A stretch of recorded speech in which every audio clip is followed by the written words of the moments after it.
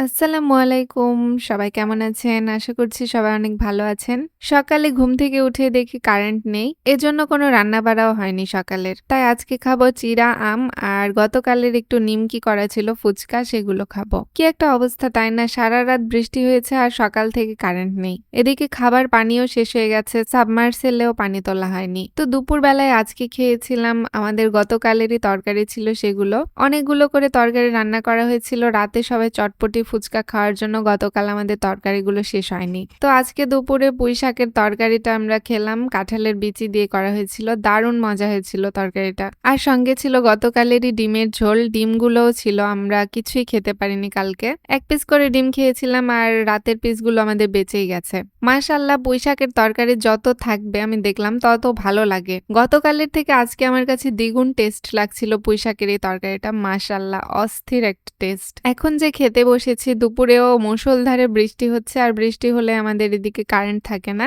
যাই হোক দুপুরের দিকে কারেন্ট এসেছে মাশাআল্লাহ এটাই অনেক ভালো। পুঁই শাক খেলে কাশি হয় অনেক কিছুই হয় তারপরেও পুঁই শাক খাই কারণ পুঁই শাক আমার ভীষণ প্রিয় আর অনেক ভালো লাগে পুঁই শাক খেতে। পুঁই শাকের চচ্চড়িটা দিয়ে খাওয়ার পরে আমি ডিমের ঝোল নিয়ে নিলাম। ডিম ভেজে কেটে দেওয়া হয়েছিল ঝোলটাতে। খুবই মজা হয়েছিল এই তরকারিটাও। প্রতিটা তরকারি আজকে কেমন জানি আমার কাছে দ্বিগুণ টেস্ট মনে হচ্ছে কারণ তরকারিগুলো যেহেতু রাখা হয়েছিল।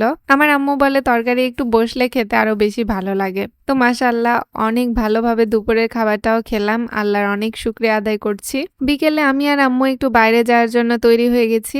আমাদের কিছু পুরনো জিনিসপত্র ছিল সেগুলো বিক্রি করার জন্য এবং আমার কিছু বই ছিল সেগুলো বিক্রি করব। তো আমরা যখন বেরিয়েছি দেখেন আকাশের কি অবস্থা। আকাশ একদম কালো হয়ে আছে। এনি টাইম বৃষ্টি আসবে মানে মনে হচ্ছে যে বৃষ্টিতে ধুয়ে যাবে। তো আমরা প্রথমে বইয়ের দোকানে চলে আসলাম। বইয়ের দোকানে এখানে বিক্রি করলাম আমার বইগুলো পুরনো। আমার মোট ১২ কেজি বই ছিল আর ১২ কেজি বইগুলো ৩০ টাকা করে কেজি আমি বিক্রি করলাম। একেক দোকানে বইয়ের একেক রকমের প্রাইস। নতুন কিনতে গেলে দেখবেন কত দাম আর পুরনো বই সস্তাতেই বিক্রি করতে হলো। বই বিক্রি করার পরে আমরা অ্যালুমিনিয়ামের দোকানে আসলাম। আম্মু কিছু হাঁড়ি পাতিল এখানে দেখছিল।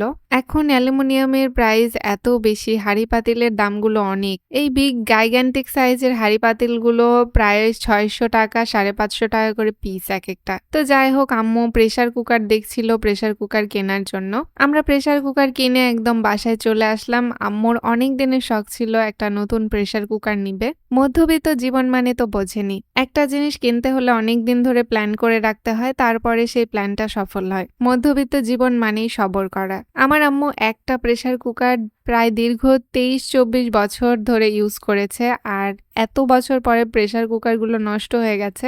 আম্মুর বিয়ের পরে আর কোনো নতুন প্রেসার কুকার কেনেনি। ওই ফার্স্ট ২৩ বছরে একটা কিনেছিল সেটাই। আর এখন এই যে নতুন প্রেসার কুকার নিল মাশাআল্লাহ আম্মু আজকে অনেক খুশি ছিল নতুন প্রেসার কুকার কিনে। আর নোয়া কোম্পানির এই প্রেসার কুকারটাই আমাদের পছন্দ হলো।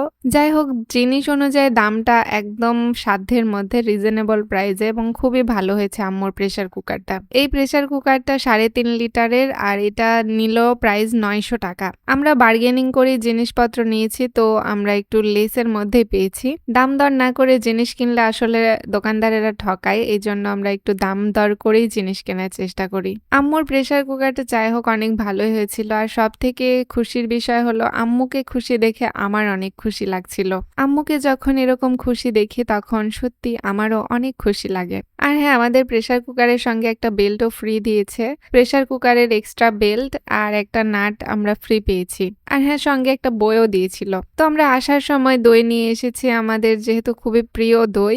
আমাদের বাসায় সবাই দই অনেক পছন্দ করে। তো আমরা দই নিয়ে এসেছি এখন একটু চ্যালেঞ্জ করব ভাবলাম। তো দই চ্যালেঞ্জের জন্য আম্মু আমার ছোট ভাইকে প্রথমে দিল যে ও কোন দইটা নিবে। ও প্রথমেই নিয়ে নিল একটা দই আর তারপরে আমি একটা নিচ্ছি আর আম্মু একটা নিচ্ছে। মাশাআল্লাহ পরিবারে এরকম ছোট ছোট হাসি খুশি দেখতে আমার অনেক ভালো লাগে। তো যাই হোক ভিউয়ার্স ফাইনালি আমরা দই চ্যালেঞ্জটা শুরু করে দিলাম।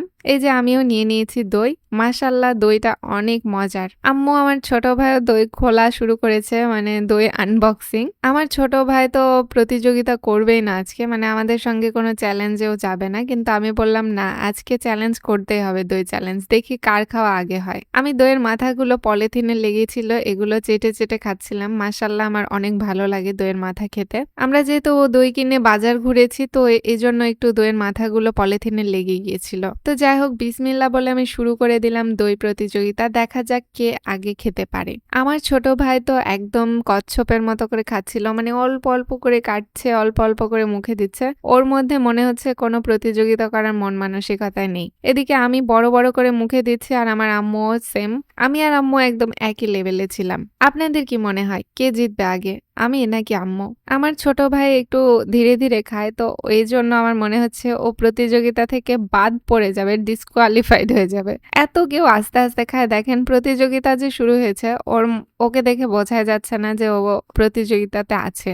আম্মুও জোরে, জোরে খাচ্ছে আর আমিও জোরে, জোরে খাচ্ছি। মাশাআল্লাহ দইটা এত মজার ছিল। মনে হচ্ছে এরকম ৭-৮ টা আরো দই পেলে ভালো হতো। যেহেতু এগুলো মিনি দই তো মিনি দইয়েও অনেকই দই থাকে বাট খেতে আসলে মন ভরছিল না। পেট ভরলেও মন ভরবে না। এই দইগুলো এত টেস্টি। আমি আর আম্মু সেম ব্যালেন্সে যাচ্ছি। একদম সেম ব্যালেন্স মানে কারো ব্যালেন্স কম বেশি না। তবে আমি ডিটারমাইন্ড যে আমি জিতবো। কারণ বাসার মধ্যে সবথেকে খাবার খেতে পারি আমি। আমার খাওয়াটা সবথেকে জোরে। কিন্তু আম্মুকে দেখে মাঝে, মাঝে আমার মনে হচ্ছিল যে আমার আম্মু হয়তো আগে শেষ করতে পারবে। বাট ফাইনালি ভিউয়ার্স আমিই আগে খাওয়াটা শেষ করেছি এবং আমিই জিতে গেছি। যাই হোক এই চ্যালেঞ্জটা আমার কাছে খুবই বড় একটা চ্যালেঞ্জ ছিল তাড়াতাড়ি খাওয়ার। তো যাই হোক ভিউয়ার্স আপনাদের যদি আমাদের এই দই চ্যালেঞ্জটা ভালো লাগে তাহলে অবশ্যই আমাকে কমেন্টে জানাবেন। যদিও বা এটা একটা ফ্যামিলি চ্যালেঞ্জ ছিল তারপরেও আমরা সবাই প্রত্যেকেই চেষ্টা করেছি ভালো করার। তো আজকে এখানেই শেষ করছি। আল্লাহ হাফেজ।